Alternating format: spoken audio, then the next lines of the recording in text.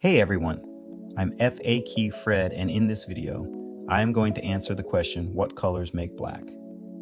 Contrary to what you might think, you don't actually mix colors to get black.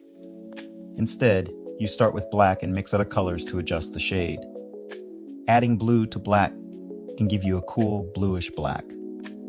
Adding red to black can give you a warm reddish black. Adding yellow to black can give you a brownish black. Adding white to black can lighten the shade but won't change it to a different color. Another interesting fact is that black can also be created by mixing complementary colors such as red and green, blue and orange, or yellow and purple.